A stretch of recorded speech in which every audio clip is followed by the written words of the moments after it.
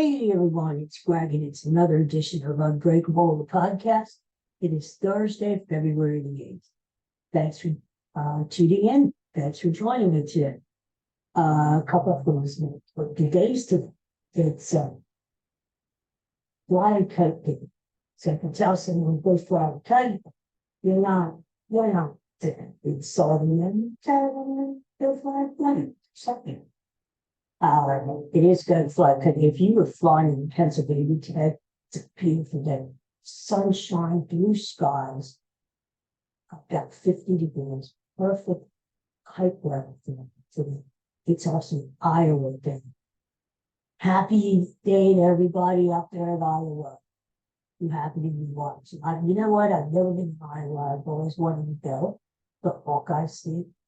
I think the corn. And I think, Iowa is very well represented in the arts. Think about this. Iowa, the music there, that great musical, Sharon Jones, Robert Wilson, Buddy Hackett, that little Rodney Howard, little bit. Set in Iowa, 76, John Williams. Great story. The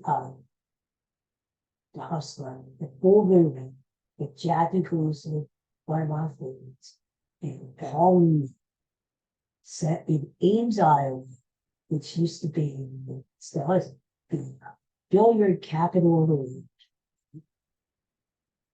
And then Field of Dreams.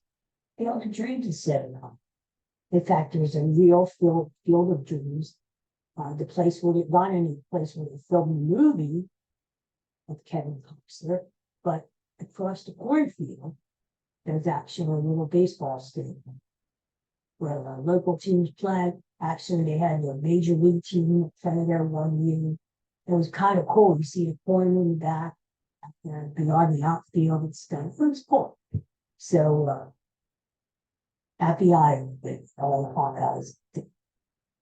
It's also National Boy Scout Day. And love the Boy Scouts. My oldest brother, Jimmy, was an Eagle Scout. He was so proud. And, being an Eagle Scout, that takes a lot. Because I always wanted to buy the Boy Scouts that sell cookies. Hey, the Girl Scouts do it. I'll be buying Girl Scout cookies this peanut butter is my food.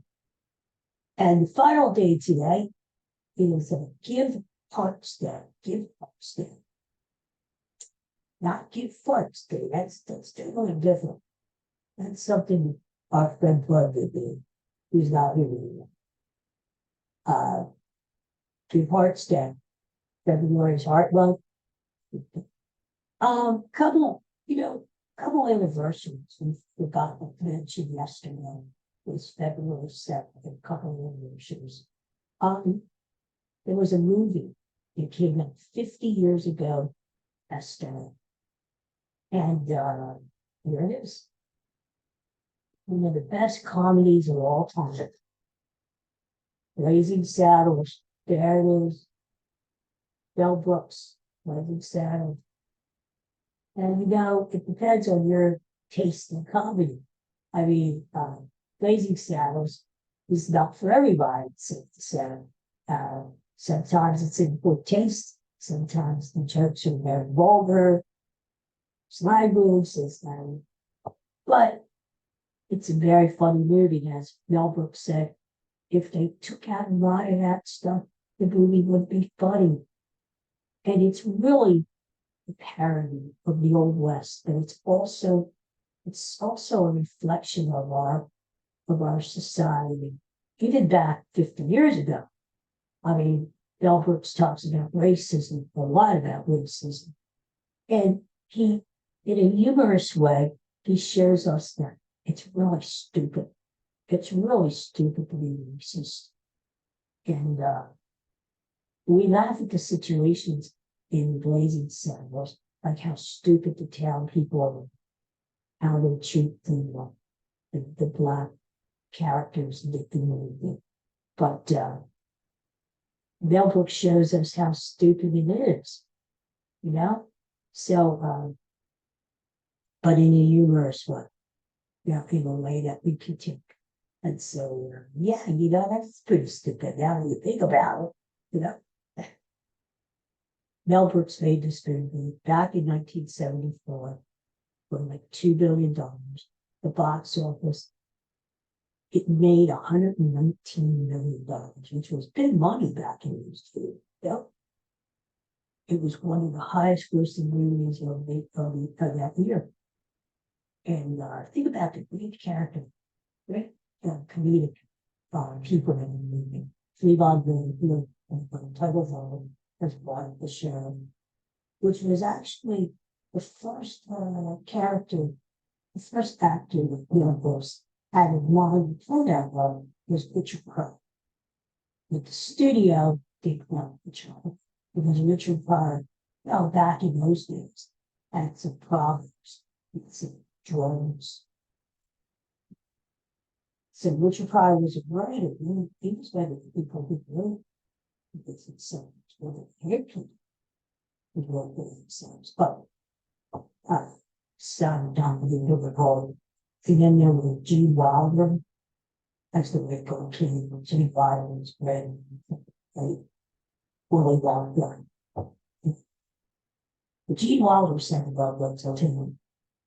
I'll do those, but you have to do a movie I have. We're going to do it together. And that movie turned out to be both and stuck. So how about that for the comedy doing? In the same year, 1874, Lazy Savage was released and Swords with a Fucking Style. Two comedy classics. The role of Henry Lamar was played by Ivan Ford, who was another character connection. As it turned out, the role was first offered to none other than John Fox. Can you imagine Johnny Carson? Carson turned it down. I think he probably regretted that decision. And the real headline, she sued Belgians in the studio who they doesn't say because of the. And even though they didn't generate the scandal, it was a joke. It was a joke. Having the bar, she didn't get the joke. They settled with her. She wanted $100,000. She didn't get that, but she got a smaller sum. And Mongo, Alex Karras played Mongo. I love Mongo. Mongo's got a favorite character in the movie. Mongo just telling the king. Alex Karras was a hell of a football player. He was a defensive tackle for the Detroit Lions back in the day. He was back in the day with Dick Butkus and Ray Richkin and all those tough players who were just ripping their hands. But Karras played this lovable Mongo. I got some probably favorite scene in Blazing Saddles was the scene where all the cowboys were sitting around the campfire eating beans. And you know what happened to the beans? Bud to the beans. And they asked Mr. Taggart, could we have some more beans, Mr. Taggart? I think he had enough. And he was done. Smelly, gassy. So many good scenes. But like I said, you have to have, not everybody has taste for Desert Sandwich. Well, if you do, there's a great movie, and it was released 50 years ago. Now I'm going to tell you something else, though, in version February 7th, that we will talk about. February 7th was 6 years since the Beatles came to me. People that 60s, I remember that. I remember when they were on their way across the radio stations with the updates, the Beatles are only 2 hours away. The Beatles are only 1 hour away. And, you know, people, but the Americans, we heard Beatles music, but we never really saw who the Beatles were. They got a taste of the character and the charm. I Want to Hold Your Hand was the number one record to, and the Beatles themselves said, we're not going to tour. We're not coming to the until the number one took one. And they did. It was a perfect storm when the Beatles came to America. 60.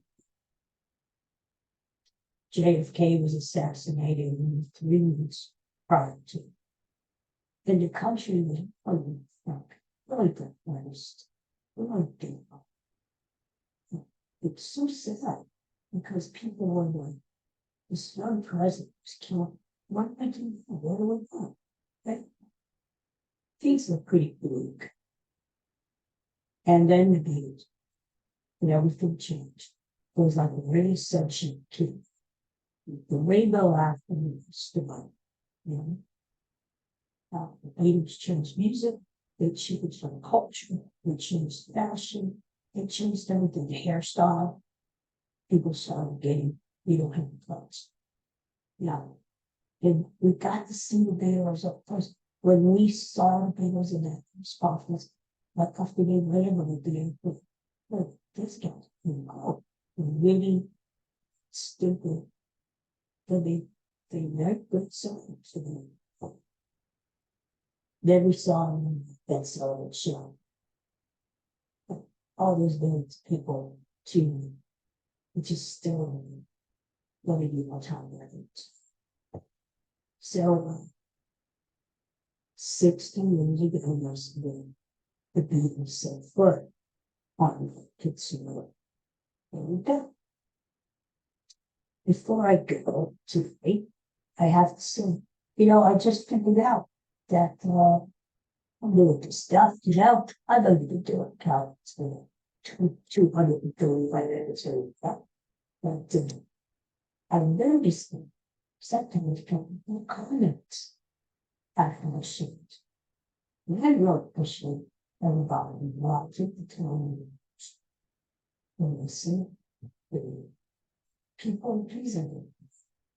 There's tons and tons of podcasts out there to listen to. And then wanting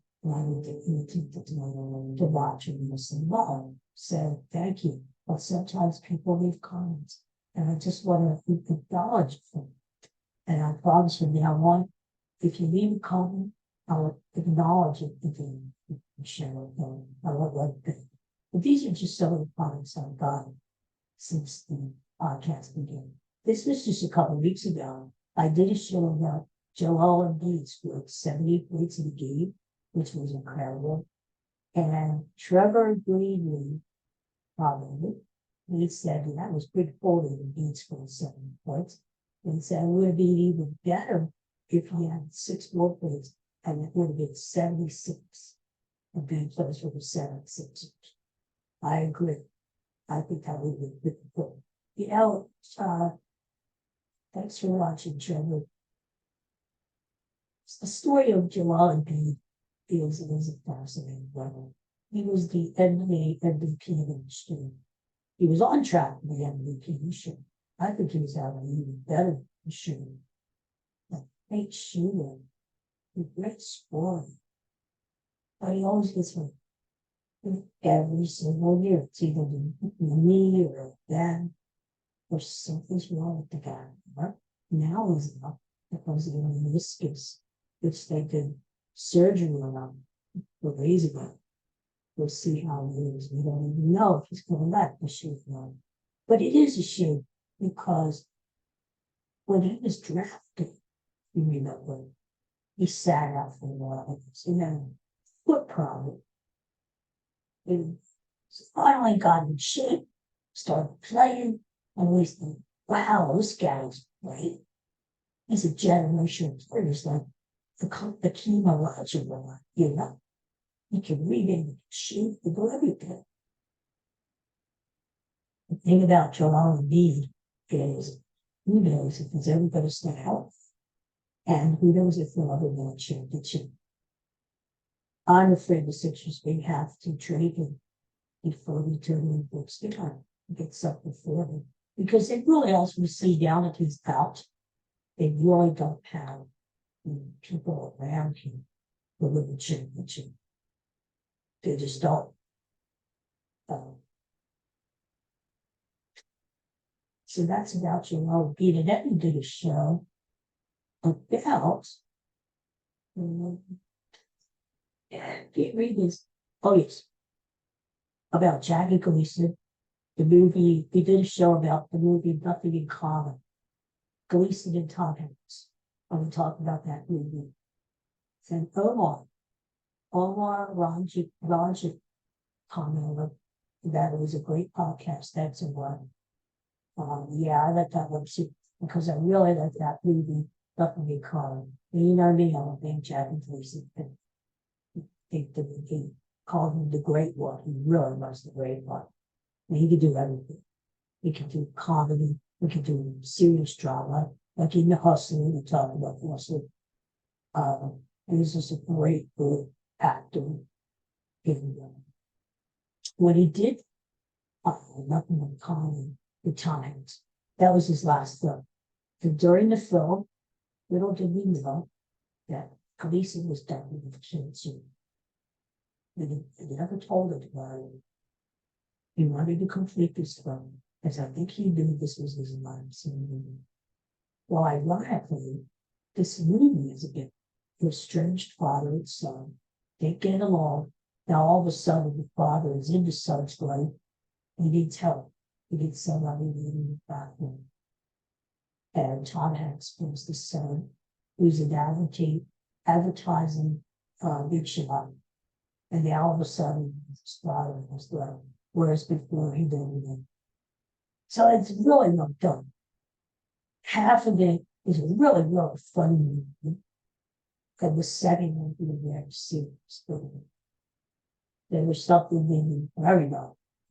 But as I said, other than times I love it because of Gleason, and knowing that that's Gleason's last role before he dies, makes it even special.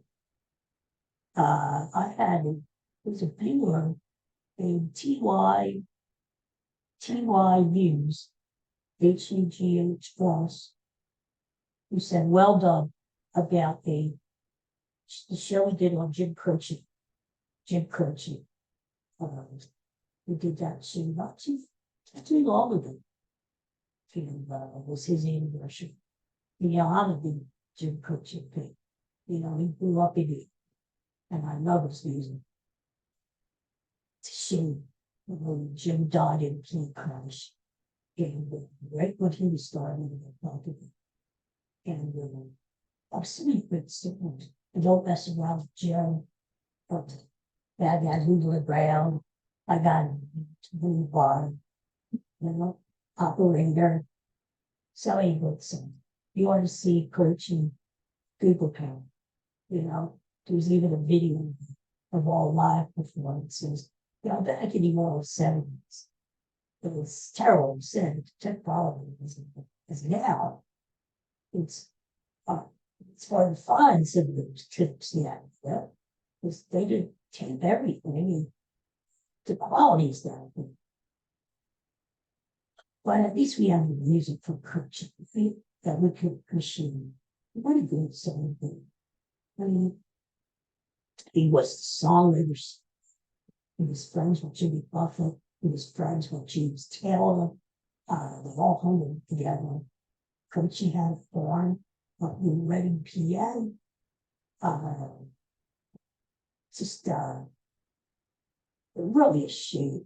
And now it's aging coaching tours and does a show where coaching sings coaching. his father's son. And I said, I had to do like a show on Jim Cooksey because he's one of my favorites, and I looked at the each generation discovers it. And why isn't there a biopic of Jim Cooksey? Right? Right? We got biopics of all these other musical stars. Why isn't there a picture about Cooksey? I mean, he drove a truck.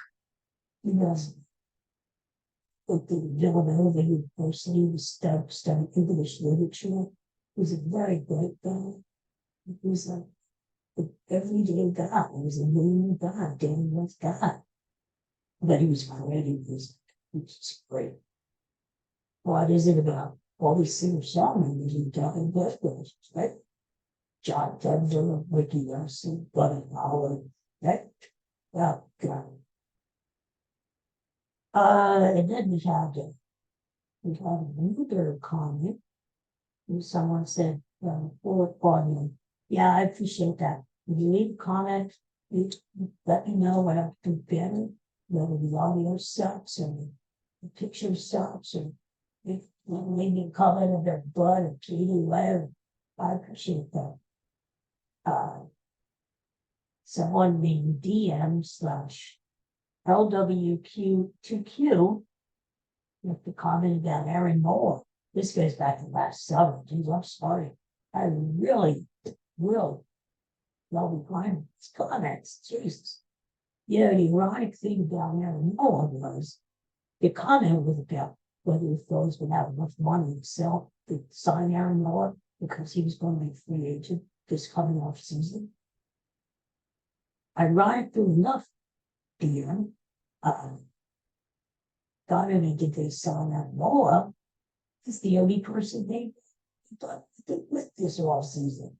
And there were really significant trades, there were significant free agent signings. I mean, what the hell?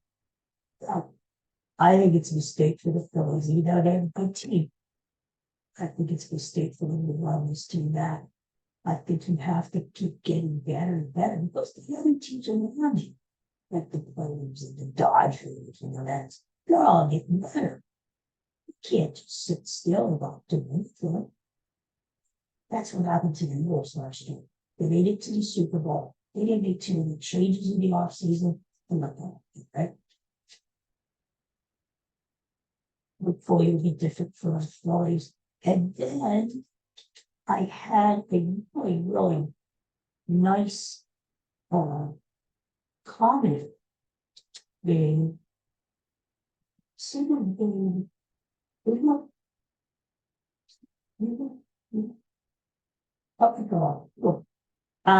another great podcast, thank you. And it turns out it's my friend Nikki. And my friend Nikki is a long time friend. And I didn't say, oh, she's really good. And but we go way back as friends. She must be this. We used to go right away. She was definitely so maybe I don't know if not to live long in spirit. And we can really go. And I appreciate this.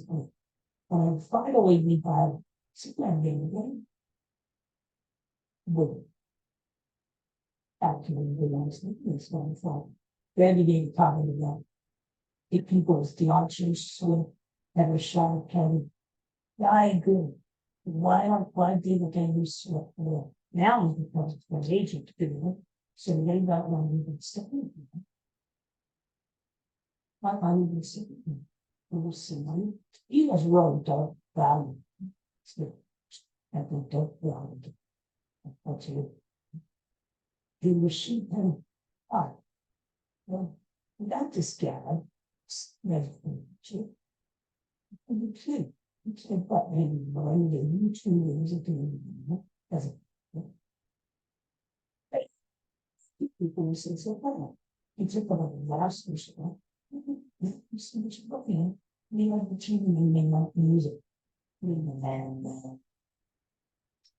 final comment I got was just a general comment by someone named KM-BOT. I love your videos. Keep it up. Thank you, Kate. I love doing it. Keeps me out of trouble.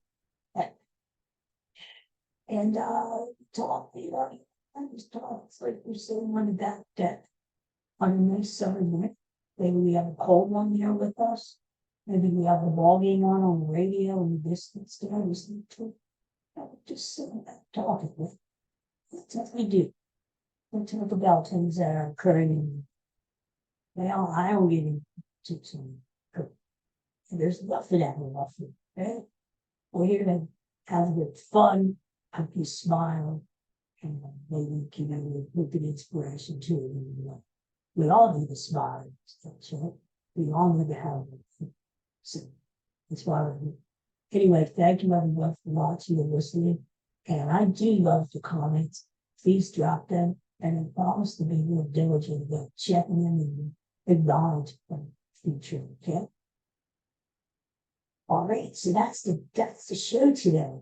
Thanks for watching. Go out and fly a coat. I say that in a nice way. Go fly a coat.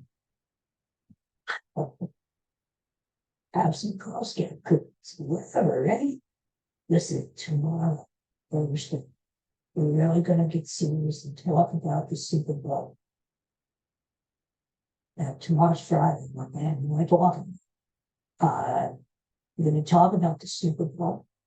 And give you some what I think is the Super Bowl, what I think, and not that it matters, but who I think's gonna win, what from any person, what you mean in the draft, and stacks you have. Yeah, drop some comments. What kind of stacks you have on Sunday?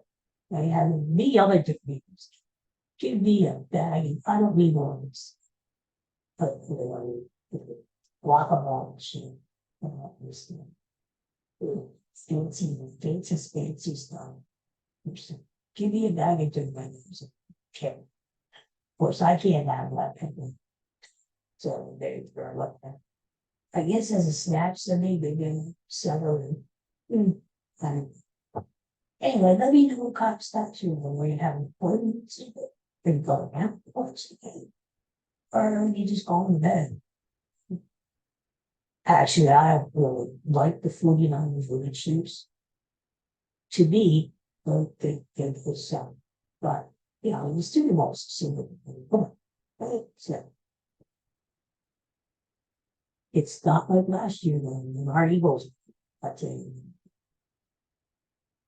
But anyway, so tomorrow we're going to talk about the Super Bowl more intensely, plus whatever else comes up. Right? It's pretty. So take care, everybody. Have a great stay. See you tomorrow. Thanks very much.